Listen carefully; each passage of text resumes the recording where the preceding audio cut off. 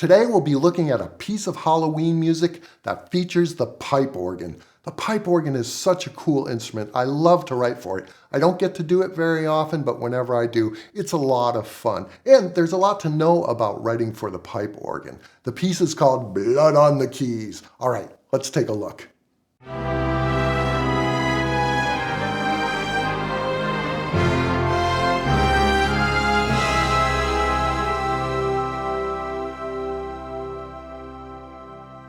We'll start with the layout of the pipe organ.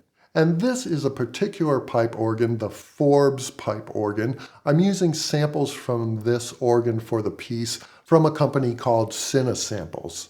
Not all organs are laid out the same way or have the same features, depending on what era or region they were built in, but we'll try to stick to things that are common to most pipe organs. The first thing you'll notice is that there are three keyboards, and these keyboards are called manuals. They'll be shorter than a piano keyboard. Usually you can count on somewhere between C below the bass clef staff to about an A an octave above the treble staff. Each one of these manuals or the pedal board can be set to a different sound using what are called stops.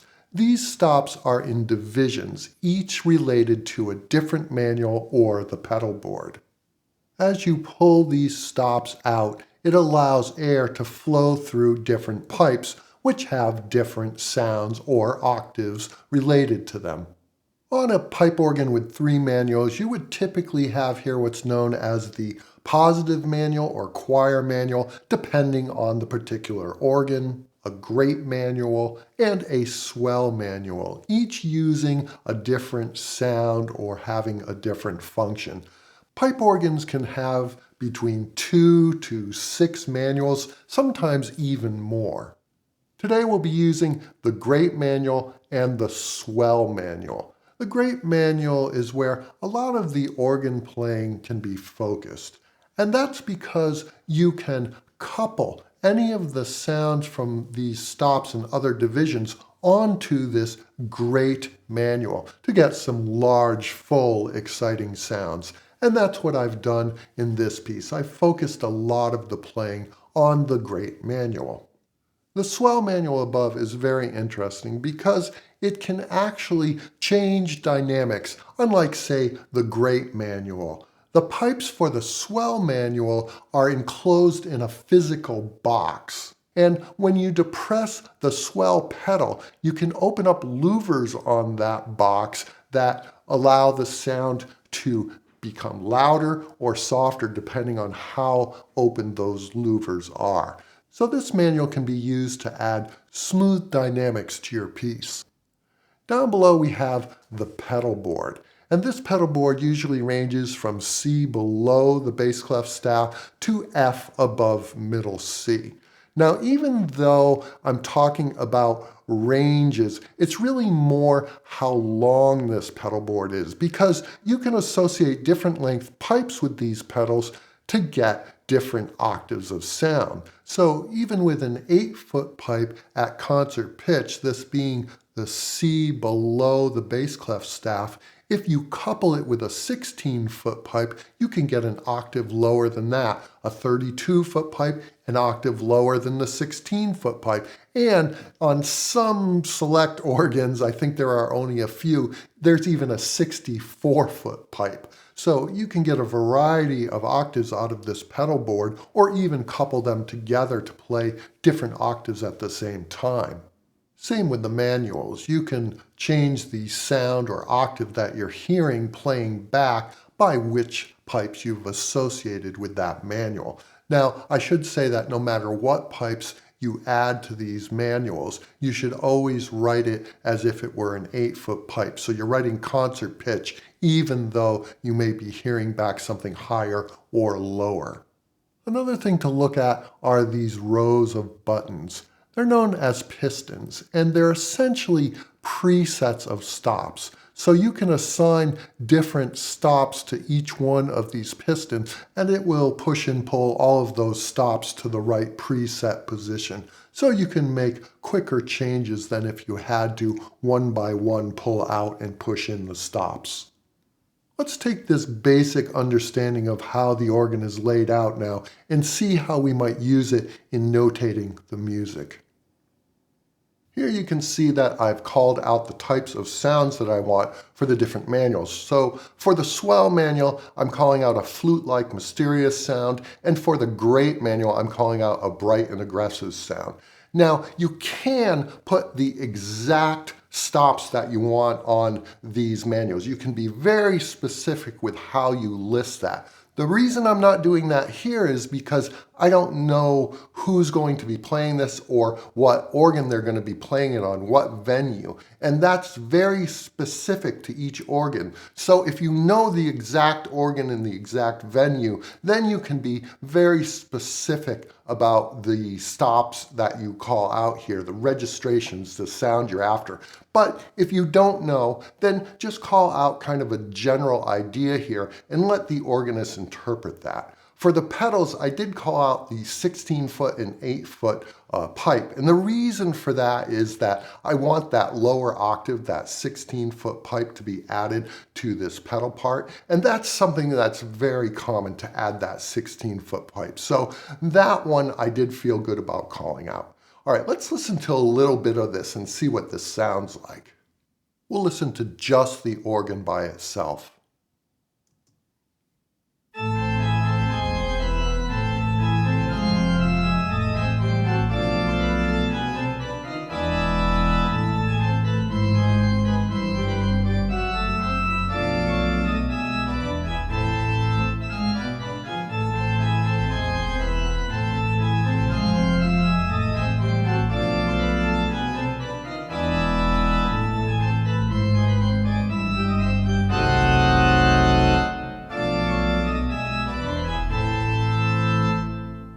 Well, that certainly has that classic Halloween pipe organ sound. This piece is inspired in part by a movie that I loved when I was a kid called The Ghost and Mr. Chicken, starring Don Knotts. And in that movie, there's an organ that has blood on the keys and it plays by itself. And I just thought, oh, that's the greatest thing. It was kind of one of those fun, scary things when you're a kid. And that's why this piece has a little bit of that callback to that kind of 60s sound. Let's look a little bit about the writing of the bass pedals for this piece. So you can see here that I've got a fairly simple part here in the bass, and that's by design, because though organists are quite facile on the bass pedals, also writing something that's easy for them to play is a good idea, something that they can actually pull off. Now, one thing you can do is to alternate feet, since this kind of motion is pretty easy for them to go back and forth. When they have to cross feet, that can get a little bit more difficult, but they can do it. At a very fast tempo, it can get a little bit unwieldy.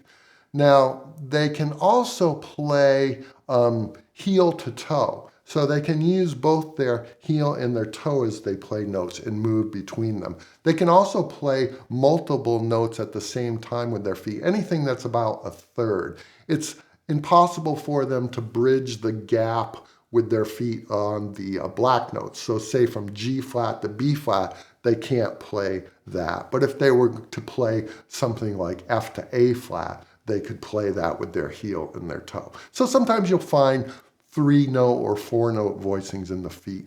But in general, if you can have them alternating feet and just write lines that aren't real quick, that's probably a good way to know that this is going to work first time sight reading on the pipe organ, especially if this is for some sort of media session. Let's look at the next section where the organist is switching to the swell manual. And that change to the swell manual is marked here with this SW, and then later on we switch back to the great manual with this GT marking. The dynamic shift here will also be paired with a tonal shift. The sound will start off a little bit more muffled and become a little bit more open as this dynamic opens up and those louvers open up. All right, let's take a listen to this, and then we'll also listen to the shift back to the grate so we can hear the difference in those two sounds.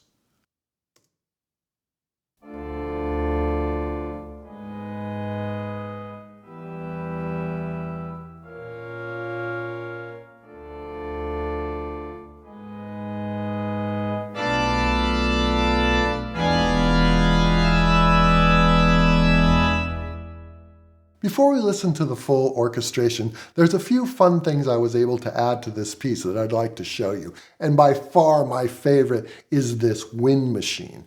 Now this one is from the early 1900s, and the way that it works is there's a cylinder with wooden slats running across it. As you crank this crank, the wooden slats rub across this piece of canvas and they create the sound of wind. The faster you go, the pitch goes up. The slower you go, the pitch goes down. And it's such a classic sound. You've heard it in theatrical production and orchestral music. It's just a great sound. Let me play that for you so you can hear that.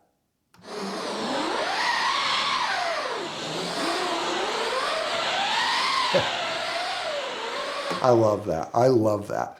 Another thing that I've added here is something called a thunder sheet. So you can see that I've got this kind of storm section in the piece.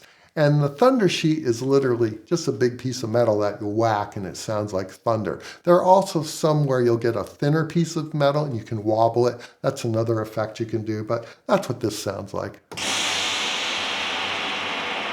Now paired with that, I'm doing an effect in the harp that's called a thunder glissando. And this is the notation for that. What the harp player will do is use their left hand and play on the very lowest strings, which are wire. They play a very aggressive glissando up or down. And because those strings are very loose, they rattle and create this thunderous effect.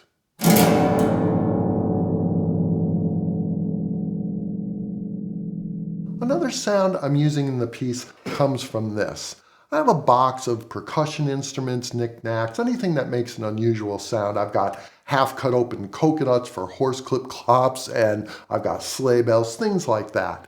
This is called a thunder tube. It is a cardboard tube with a spring attached to it. And when you shake it, it makes the sound of thunder. So you can see that I'm creating a storm with all of these sounds.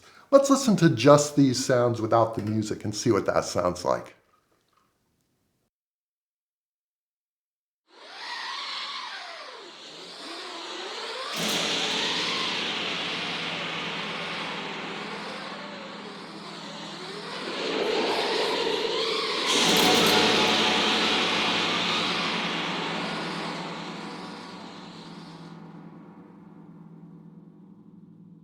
Those storm sounds add so much to the piece. They remind me of those old theatrical radio programs where they would use those kind of sound effects. We're going to listen to the full piece now. It starts off with just a solo pipe organ and then moves into the full orchestration. I hope these ideas about writing for pipe organ are helpful. There's so many different colors and sounds you can get from the pipe organ, and it's really just a lot of fun. So I hope you'll try your own piece of Halloween music with the pipe organ. So now let's listen to Blood on the Keys. Until next time, happy Halloween, everyone, and I'll see you soon.